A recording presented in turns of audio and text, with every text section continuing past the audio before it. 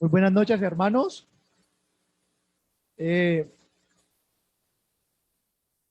esta predicación del Evangelio la he decidido titular de la siguiente manera: peligro, riesgo inminente de naufragio. Y a manera introductoria a la prédica, pues quiero mencionar de que quizás una de las películas más taquilleras que ha tenido el cine mundial fue la película del Titanic, ¿cierto? Yo creo que muchos de los que estamos de pronto aquí sentados, de pronto en su tiempo libre o de pronto viendo algún programa de televisión, habrán tenido la posibilidad de verse esa película tan famosa del Titanic, que en resumidas cuentas era el barco más imponente que hasta ese momento la humanidad había construido, un barco de lujo, y que sus constructores, sus ingenieros habían pronosticado que prácticamente era imposible que ese barco naufragase. Sin embargo, el naufragio fue inminente y sucedió lo impensado.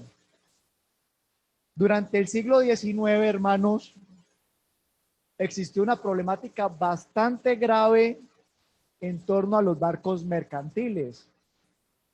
Una problemática que estaba causando que los barcos mercantiles de esa época naufragaran, al igual que el Titanic.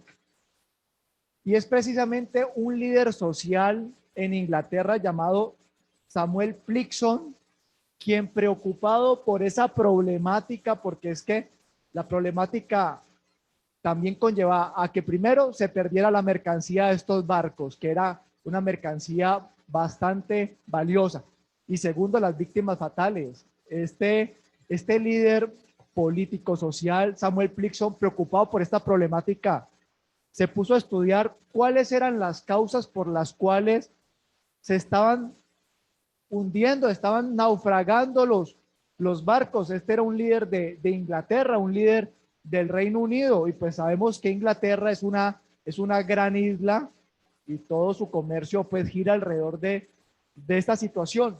Y efectivamente hizo un estudio exhaustivo y se dio cuenta que la principal causa del naufragio eran las sobrecargas, las cargas excesivas. Y por eso es que en el año de 1875 en el Reino Unido se promovió una ley, que es la ley de Pligson. ¿Qué implicaba esta ley? Implicaba que los barcos mercantes trazaran una línea de carga máxima llamada la línea de Pligson o marca de francobordo. Entonces, para evitar que los barcos fueran hundidos por su propio peso, entonces se estudió cuál era la línea que debía máximamente tener estos barcos para que una vez llegada a esa línea no pudiesen ser cargados porque se corría el riesgo de naufragar. Y gracias a esa línea de Pligson o de francobordo, muchas vidas se salvaron. Ahora bien, quiero contextualizar este tema porque precisamente el tema central es el Evangelio, pero quiero hablar de las sobrecargas. Estas sobrecargas no es un tema única y exclusivamente de los barcos mercantiles. También existen sobrecargas en nuestras vidas como seres humanos. Sobrecargas que nos pueden hacer verdaderamente naufragar en este océano de la vida. Y básicamente las escrituras hablan de dos cargas. Una carga que proviene de los afanes de la vida, una carga que es netamente material, pero también hay otra sobrecarga que es la sobrecarga espiritual.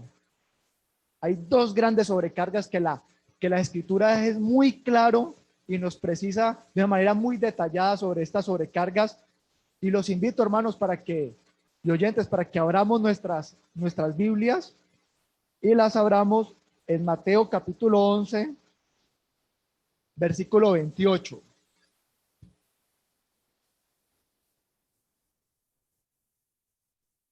Mateo capítulo 11, versículo 28 nos ejemplifica la primera sobrecarga que tenemos como seres humanos. Mateo 11, versículo 28 dice de la siguiente manera: venid a mí todos los que estáis trabajados y cargados, y yo os haré descansar, ¿cierto? Venid a mí todos los que estáis trabajados.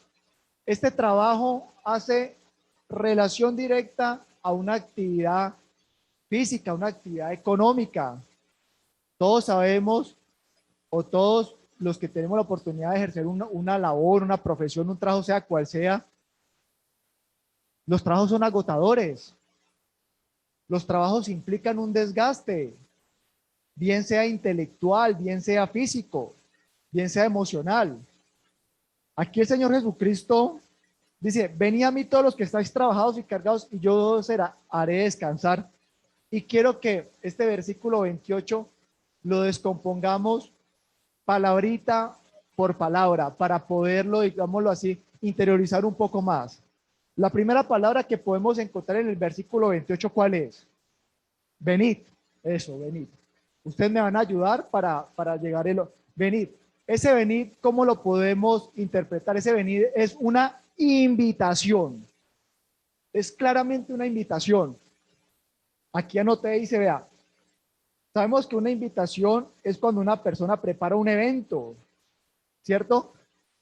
¿Quién de acá no ha recibido una invitación a un cumpleaños, a un grado, ¿cierto? A un matrimonio? Y entre más importante sea el evento, la tarjeta de invitación también guarda relevancia con el evento, ¿cierto? Nadie va a poner para el matrimonio, que es un evento muy importante, una tarjeta pues mal presentadita y todo eso. No, no, no. Si el evento es importante, la tarjeta de invitación tiene que ser importante también. Ahora, nos vamos a hacer una pregunta. ¿Será que existe alguna invitación más importante que la que nos hace Dios? Yo creo que no. Ninguna. La respuesta es ninguna. No puede haber invitación más importante que la que hace Dios mismo por medio de quién? Del Señor Jesucristo. Venid. Qué invitación tan importante. Y aún increíblemente a una invitación tan importante hay personas que lo menosprecian. Hay personas que dicen, no, no, no, no, es que me da pena no asistir al grado de fulano. Me da pena no ir al matrimonio de Mengano. Pero sí no te da pena despreciarle la invitación al Señor. Es un punto bastante importante a tener en cuenta. Entonces, ese venir es una invitación. Segunda palabra, ¿quién me contribuye ahí? Eso, a mí. Vamos a buscar a mí. El hombre natural, hermanos, o sea, que no conoce al Señor, ¿cierto? Cuando nos refiere hombre natural es aquel que no conoce al Señor. Cuando se ve agobiado por los afanes de la vida, busca refugio en muchas cuestiones. ¿En qué cuestiones busca refugio un hombre natural que no conoce al Señor? En el licor, cuando tiene problemas, en las drogas, en la prostitución, etcétera. Circunstancia que le produce quizás un refugio temporal o un descanso temporal, pero que finalmente termina siendo peor la cura que la enfermedad. Termina siendo peor esa segunda problemática que la causa del agobio como tal. Aquella persona que por una causa de un desamor se refugia en el licor, entonces ya no solamente tiene el problema del desamor, sino que el licor le ha producido también problemas de salud, porque el consumo de licor es perjudicial para la salud. Y aparte de eso también le ha afectado el bolsillo, entonces termina tras de gordo, hinchado y con paperas. Entonces, eso, ahí tenemos la segunda. Entonces, primero, venid, ¿cierto? La invitación. Luego viene a mí, ¿cierto? Al Señor Jesucristo. Ese a mí, hermanos, es muy preciso. El Señor Jesucristo no da una serie de alternativas o fórmulas para que el hombre acuda. El Señor Jesucristo dice, venid, y luego dice, ¿a quién? A mí. No dice, venid a la religión, venid a fulano, venid a sultano, o venid y haced estas labores. No. Él dice, venid a mí. Es una invitación. venid, una invitación, y a mí es una invitación precisa. El Señor Jesús fue muy preciso a hacer esta invitación. Por favor, brevemente nos ubicamos en Isaías 45, pero sin perder de vista el versículo que estamos estudiando. Isaías 45, versículo 22, también tiene esa expresión, mirad a mí. Isaías 45, versículo 22 dice de la siguiente manera: mirad a mí y sed salvo todos los términos de la tierra, porque yo soy Dios y no hay más. Entonces, esa mirada, esa invitación, aparte de ser una invitación, es una invitación precisa y concisa. ¿En quién? En Jesús. Luego, la siguiente palabra o el siguiente término que nos encontramos en Mateo 11:28 es la palabra todos.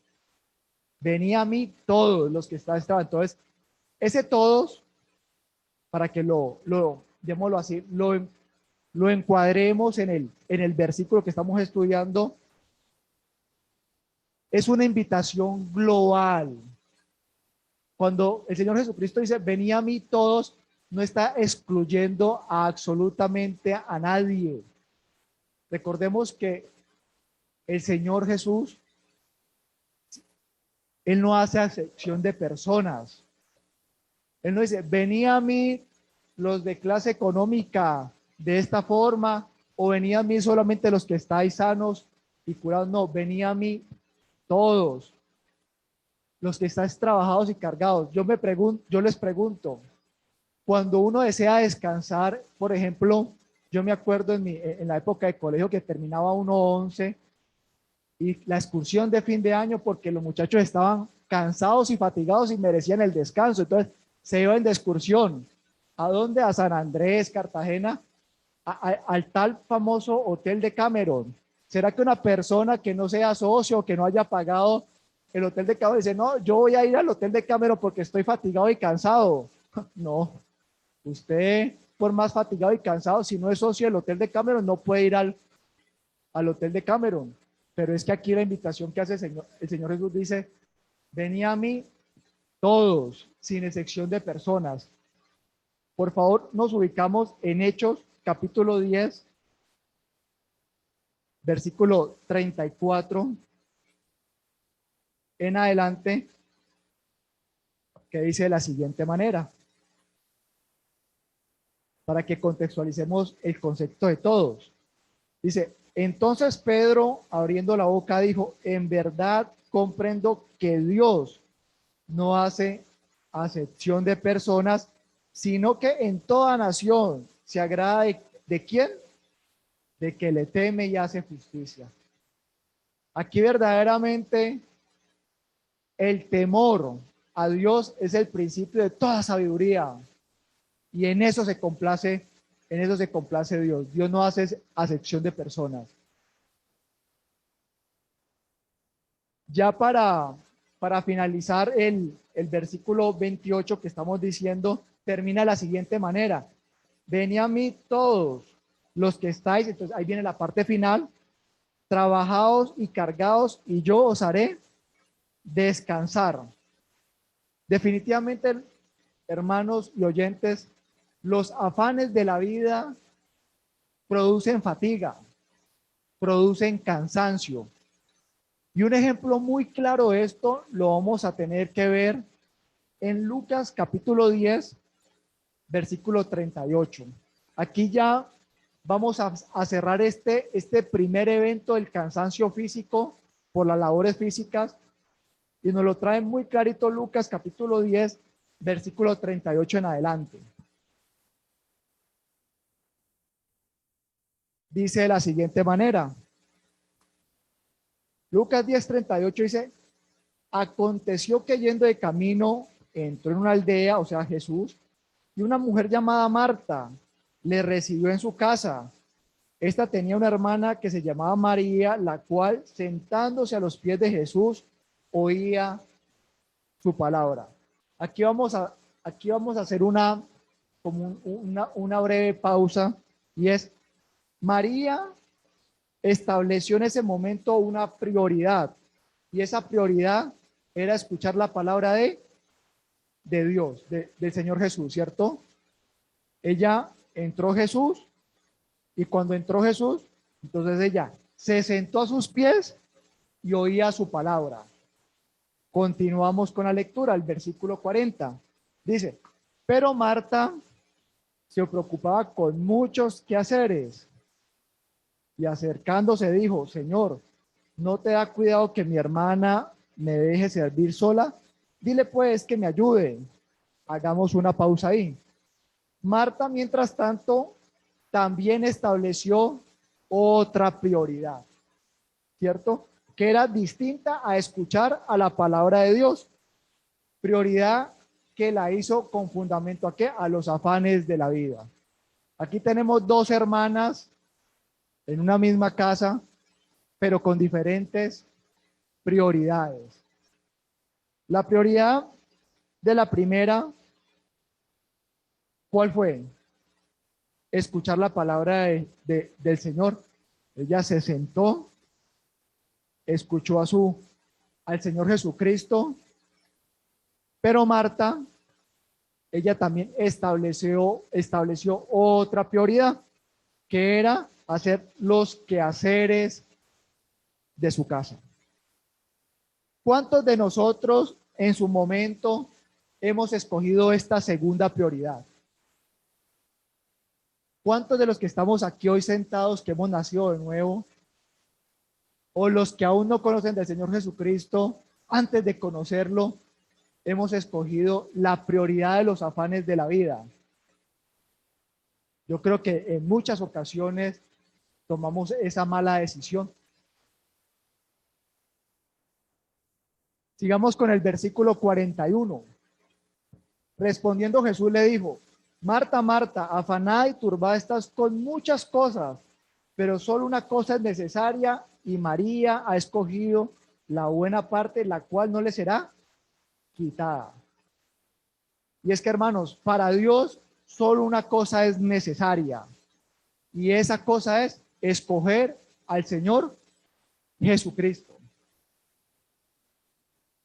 Pese a cualquier persona o pese a cualquier cosa, solo una cosa es necesaria para Dios, y es escojan a mi hijo, y esa buena parte que usted escoge jamás le será arrebatado, jamás le será quitado.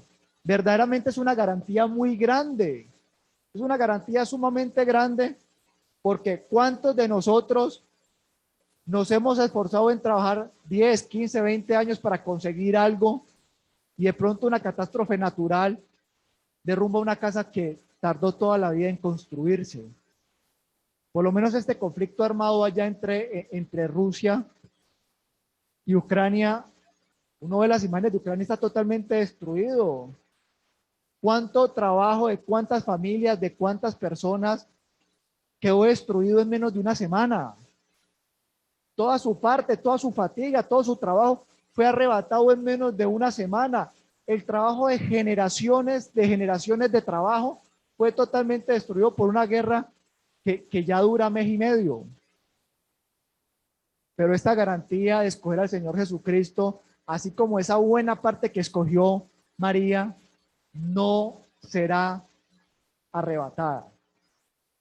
Bueno, entonces ya hablamos de la primera sobrecarga, que son los afanes de la vida.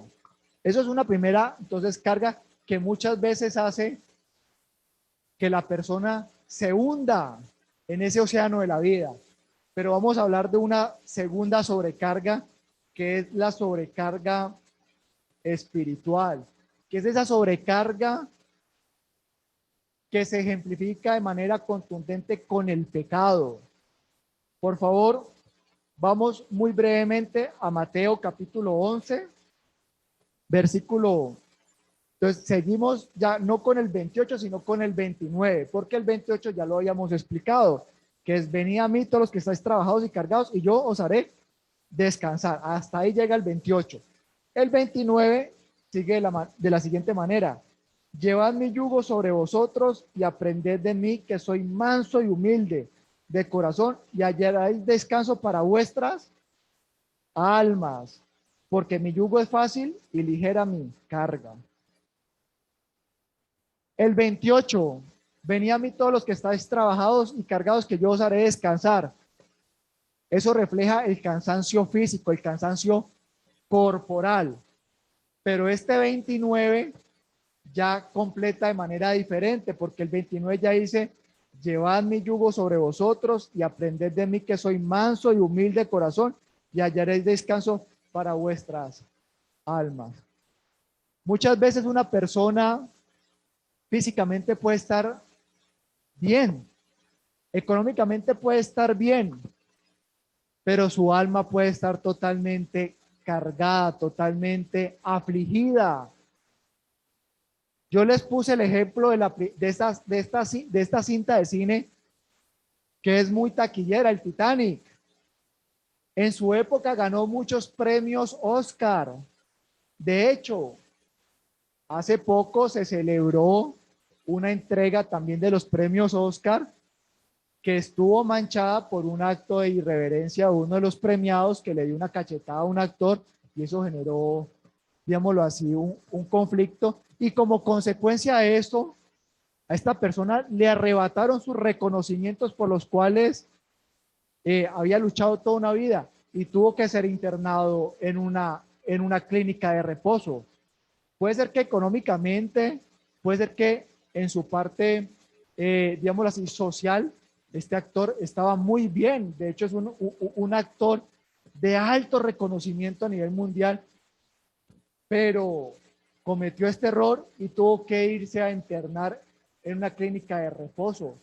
Su alma totalmente turbada, afligida, porque le estaban arrebatando todos sus premios que habían trabajado toda una vida. Por favor, para hablar un poco más de esta carga del pecado, ubiquémonos de una manera muy precisa en Hebreos capítulo 12 y versículo 1 en adelante.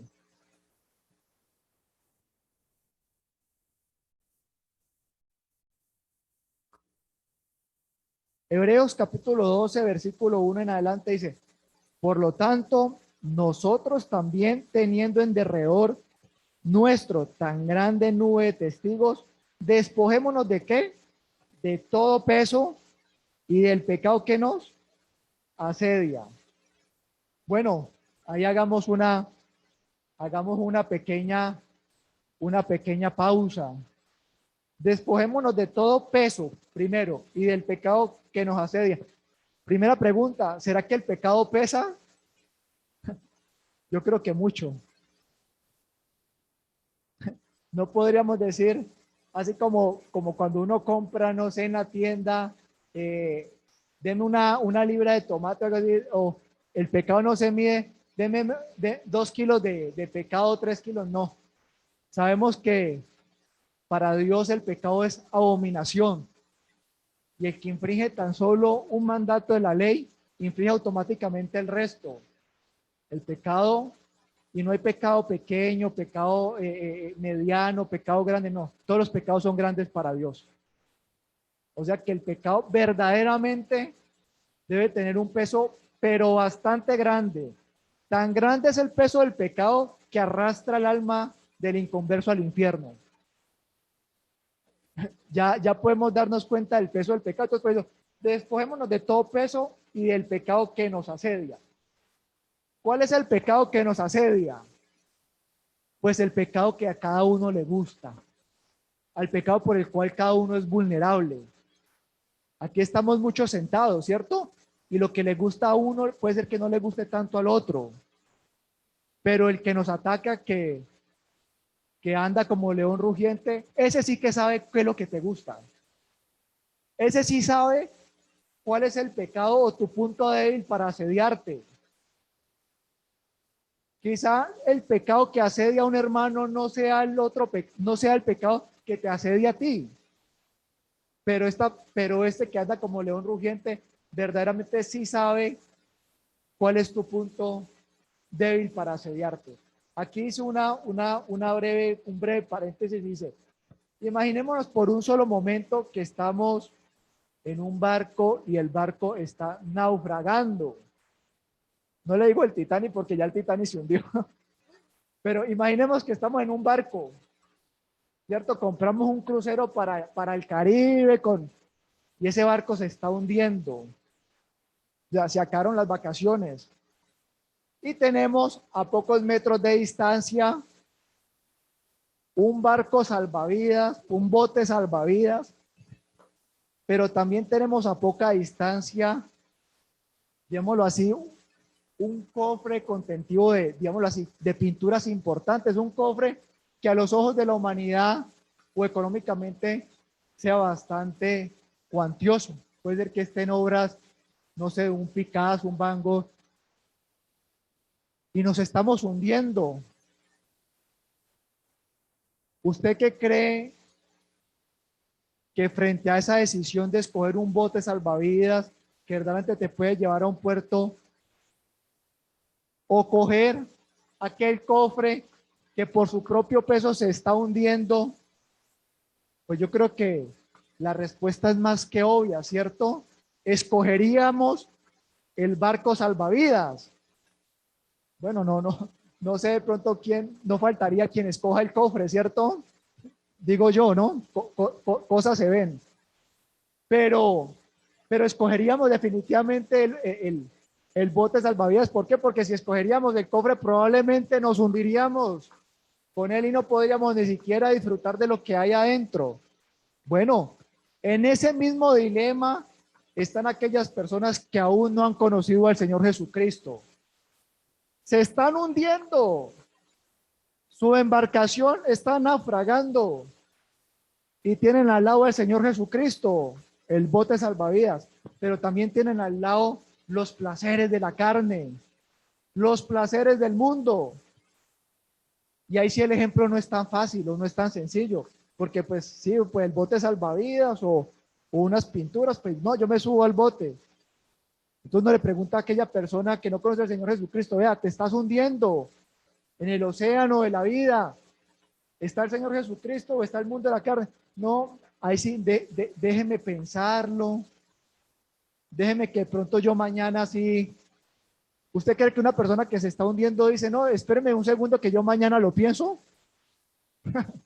No, la decisión es aquí y ahora. Eso no hay más, eso no hay vuelta de hoja que pensar. Entonces, claro que sí, claro que sí. Despojados del peso del pecado que nos asedia, porque si no nos despojamos de ese peso del pecado, ¿qué va a hacer? Pues nos vamos a hundir. Nos vamos a hundir y nos vamos a morir. Continúa la lectura. Y corramos con paciencia la carrera que tenemos por delante. Versículo 2. Puesto los ojos en ¿quién? En Jesús, el autor y consumador de la fe, el cual por el gozo puesto delante de él sufrió la cruz, menospreciando el oprobio, y se sentó a la diestra del trono de Dios. Puesto los ojos en Jesús. Yo creo que esa persona que se está hundiendo y está ahí el bote salvavidas, ¿en dónde está puesto sus ojos? En el bote salvavidas, ¿cierto? Yo no creo que alguien vaya nadando hacia el bote de salvavidas, pero también vaya viendo el cofre aquel que se está hundiendo, ¿no? No, yo creo que la persona que se está hundiendo y está viendo el bote salvavidas tiene sus ojos puestos en el bote salvavidas. Por eso es que una vez se produce ese nacimiento de nuevo, nuestra mirada siempre está allí, en Jesús, ¿cierto? Yo de pronto no le creería mucho a alguien que me diga, no, Mario, yo ya nací de nuevo, pero uno ve que su mirada no está en Jesús. Ahí sí como que mal síntoma ese asunto así. Porque si uno dice, bueno, es que es una persona que verdaderamente ya reconoció al Señor Jesucristo, pues su mirada está en el bote de salvavidas. Pero si dice, no, es que yo ya me subí al bote, pero es que estoy mirando las otras cuestiones, no. Su testimonio no lo respaldaría. Entonces, Claro, puesto los ojos en Jesús, el autor y consumador de la fe. Verdaderamente no hay otros botes salvavidas. Aquí no nos están hablando de que tenemos a disposición 2, 3, 4 botes salvavidas. No, solamente tenemos uno. Y ese uno, ¿cómo se llama? Jesús. Jesús. Ya para concluir, bueno, quiero hacer una invitación. Y es que si aún no conoces al Señor Jesucristo, acude urgentemente a Él antes de que te llegue un inminente naufragio en tu vida. Y deposita todas tus cargas sobre Él, ya que un corazón contrito y humillado no lo desprecia el Señor. El Salmo 51 es muy lindo porque en el versículo 16, no lo busquen que ya estamos concluyendo, yo lo voy a leer por ustedes. Salmo 51, versículo 16 dice, porque no quieres sacrificio que yo daría, ni quieres holocausto. Los sacrificios de Dios son el espíritu quebrantado y al corazón contrito y humillado no desprecias tú, oh Dios. Qué privilegio es que en ese bote de salvavidas no hay desprecio. A ese bote de salvavidas se puede subir aquel que ha reconocido al Señor Jesucristo. No hay excepción de personas. No es que tengas que pagar una membresía a un club para poder subirte a ese bote de salvavidas.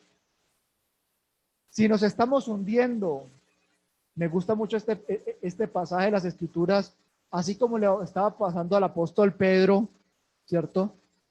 Apropiémonos de su grito de auxilio. Pedro, en un grito de auxilio, hizo una oración. ¿Y cuál fue? Sálvame, Señor. Él se estaba hundiendo. Él se estaba hundiendo y en un momento dijo, sálvame, Señor. ¿Y qué pasó? Al instante Jesús extendió la mano, ¿cierto? Y lo rescató. Eso es para que lo lean en sus casas, pues aquellos que de pronto no lo hayan leído. Mateo capítulo 14, versículos 30 y 31. Apropiémonos. Si esta noche no has conocido al Señor Jesucristo, aprópiate de ese grito de auxilio que hizo Pedro. Sálvame, Señor, me estoy hundiendo. Y el Señor te extenderá su mano misericordiosa. Gracias, amadísimo Padre, por este privilegio tan hermoso que nos has dado una vez más de escuchar tu santo y bendito evangelio. Gracias, Padre, porque definitivamente nuestras vidas sin ti son un inminente naufragio. Pero, Señor, tú nos has rescatado de ese peso del pecado que nos agobia, ese peso del pecado que nos está hundiendo hasta lo más profundo del infierno mismo, Señor. Rogamos por aquellas personas que aún no te conocen. Rogamos por aquellas personas que aún no han puesto su mirada en ese bote salvavidas llamados Jesús, para que en esta noche no lo piensen más y tomen esa decisión. Sabemos que el día de salvación es aquí y ahora. Y no sabemos, Señor, cuándo vengas tú o cuándo venga ese inminente naufragio que es la muerte misma, Señor. Pero a los que hemos puesto la confianza en ti, sabemos que esa buena parte jamás nos será arrebatada. Te damos la gloria y la honra en el nombre de nuestro Señor Jesús. Amén.